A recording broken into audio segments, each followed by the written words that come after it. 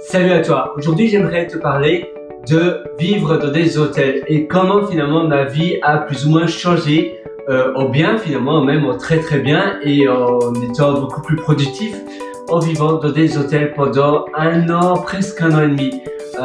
J'ai eu un travail en tant que salarié, avant j'habitais en coloc et puis après avec ma coloc ça se passait pas très bien. Je vivais en coloc parce que simplement je voulais économiser de l'argent. Et j'avais pas envie encore de louer un loyer, je ne savais pas combien de temps j'allais rester dans le pays. Donc en réalité je vivais en Australie, mais je vis encore en Australie maintenant à l'heure actuelle. Et je savais pas trop si ma société voulait me sponsoriser, mais tant que les démarches ne s'étaient pas mis en route parce que j'étais sur un autre visa avant, un visa vacances-travail. Et donc pendant ce temps-là, je savais pas trop quoi faire. Finalement je me suis dit en réalité je peux vivre dans des hôtels. C'était pendant la pandémie du Covid-19 et du coup les hôtels étaient aussi moins chers et donc j'ai vécu finalement dans des hôtels de ville du style Ibis, Mercure, du style, tu sais, tous les hôtels comme ça de ville. Et s'il y avait d'autres, Holiday Inn qui est vraiment pas mal aussi comme hôtel, c'est un hôtel un peu mieux que l'Ibis. Et dans ces hôtels là, eh bien, je restais 2 jours, 3 jours et puis après je changeais. Le matin, si c'était mettons le mercredi matin, je faisais mon check-in out, donc je sortais de l'hôtel, je demandais à la réception s'ils ne savaient pas garder mon sac à dos. C'est un sac à dos de 50 litres plus ou moins, donc tu sais c'est le sac à dos, c'est limite pour aller en cabine de l'avion, mais ça passe en cabine, mais tu sais quand même mettre pas mal d'affaires. Et je demandais à la réception s'ils ne savaient pas garder mon sac à dos, ce qui est en général toujours le cas. Et alors, eh bien, pendant la journée où j'allais au travail avant 9h du matin, je demandais à la réception de garder mon sac à dos. En général, il était 7h30 ou 8h du matin. Ils gardaient mon sac à dos jusqu'à 18h, 19h, 20h. Et là, je récupérais mon sac à dos et j'allais dans un autre hôtel. Ça, c'était durant la transition. Mais sinon, j'essayais de rester pendant une semaine dans le même hôtel, du dimanche au samedi d'après. Ou bien parfois le samedi, j'allais ailleurs ou dans un hostel parce que le vendredi et le samedi, c'est là où c'est les 2 jours les plus chers dans les hôtels. Et dimanche au lundi, c'est souvent le moins cher parce que le dimanche soir, souvent la plupart des personnes partent des hôtels, surtout les personnes, les touristes, les familles, etc. Ils partent des hôtels, ils font leur check-in out, donc ils sortent, eh bien, ils partent de l'hôtel tout simplement, il n'y a pas d'autre mot, faire le check-out le dimanche matin. Et du coup, si tu vas dans un hôtel du dimanche au lundi, c'est là où c'est souvent le moins cher. Et le vendredi, samedi, dimanche, c'est là où c'est le plus cher. Donc parfois, sinon, je faisais du dimanche au vendredi.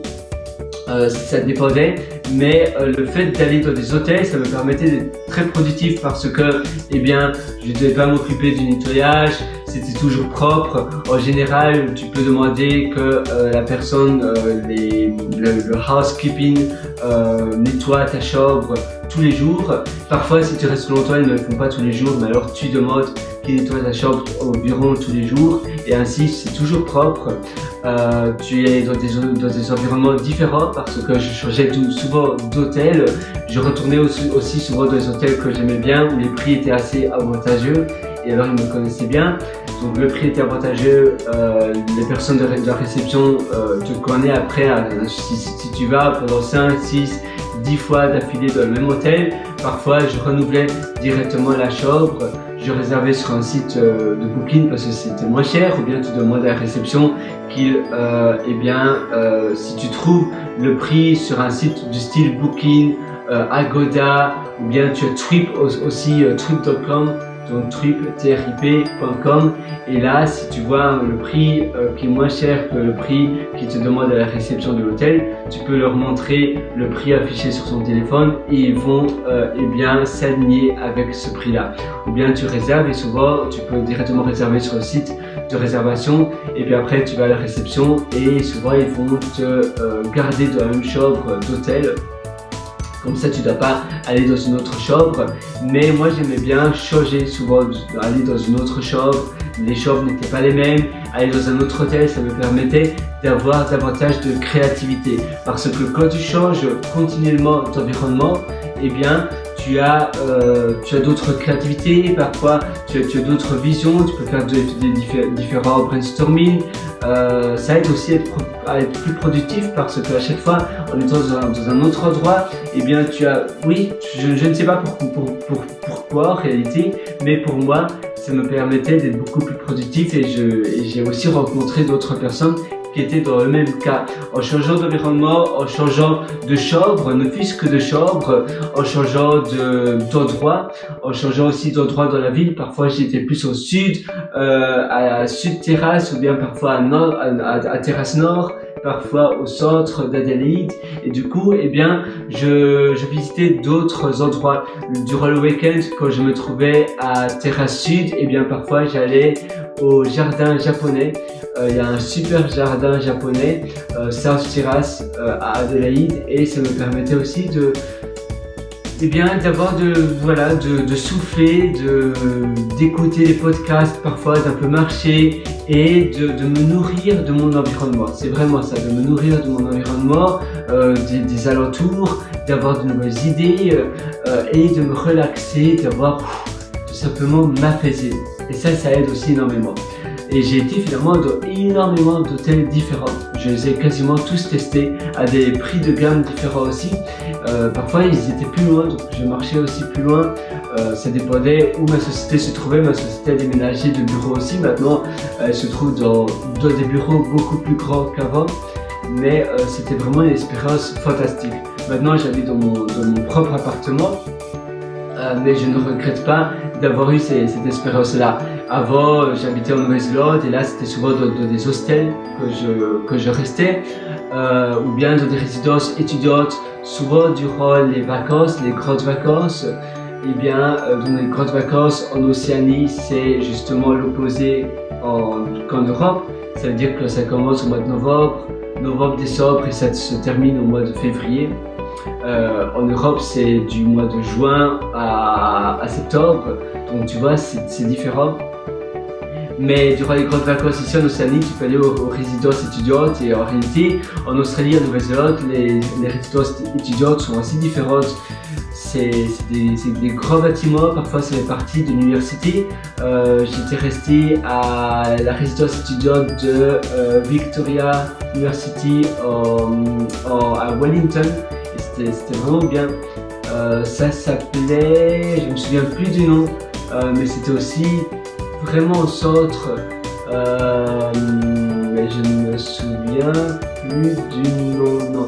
Mais ça, c'était une rue en pente et j'étais au 12e étage. C'était aussi une chouette expérience et en fait, il faisait la promotion de la résidence au mois de novembre sur Booking et il y avait aussi les réductions Black Friday. Donc finalement ça m'est revenu très peu cher et je pouvais seulement réserver 28 jours ce mois d'affilée, donc j'ai fait plusieurs bookings et c'était à nouveau une expérience très très chouette. Sinon, ce que tu peux faire d'autre, mettons durant le Covid ici en Australie, il y avait des résidences privées. Normalement ils acceptent seulement les étudiants, mais parce que avec le Covid c'était difficile pour eux d'avoir des étudiants internationaux. Souvent les étudiants viennent de Chine, du Japon, de Corée et d'autres pays en Asie, d'Inde aussi, et du coup il y avait très peu de personnes et donc ils acceptaient aussi les travailleurs. Et j'étais resté à Dwell qui était vraiment pas mal. C'est une résidence et en fait ça fait partie d'un groupe c'est un groupe qui se trouve à Singapour et ils ont plein de résidences étudiantes un peu partout dans le monde finalement. Tu en as d'autres aussi, tu as Yuko, tu en as plein finalement de résidences étudiantes et maintenant ils en ont construit encore plein d'autres à Adélaïde. Donc tu n'auras pas de problème souvent à en trouver. Si tu fais partie d'une école de langue, c'est souvent directement ils t'acceptent. J'ai même un collègue qui a une résidence étudiante aussi et ils l'ont accepté parce que en fait il a réservé un cours, un style de bootcamp en ligne de programmation. Et il a montré sa facture et ils ont dit oui. Normalement, il faut être évidemment étudiant à une université ou bien à une école en Australie.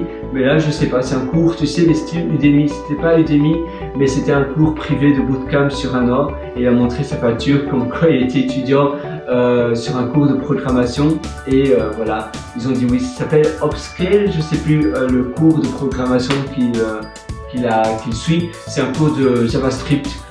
C'est un abonnement d'1 an et il avait réservé cela durant les Black Friday, donc il a eu aussi ce cours là à moitié prix. Mais tu vois, finalement il y a toujours des solutions, mais c'est chouette de changer d'environnement. Donc finalement vivre dans des hôtels pendant 1 an, 1 an et demi, c'est très chouette. C'est plus cher que faire cela à Bangkok, en Thaïlande ou bien ou dans d'autres pays comme cela, ou aux Philippines et autres. Mais c'est aussi très bien ici en Australie.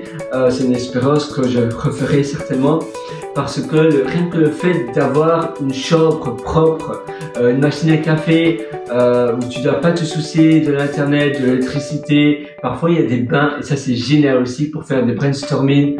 Le fait d'être toujours dans des environnements différents, c'est très très chouette. Voilà, sur ce, moi je te souhaite à nouveau une très belle journée. Je t'ai concocté des ateliers pour améliorer ta vie, tes journées, et ça se trouve sur mon site pierrewriter.com, pierrewriter.com. Sur ce, je te souhaite tout le meilleur. À très bientôt. Ciao.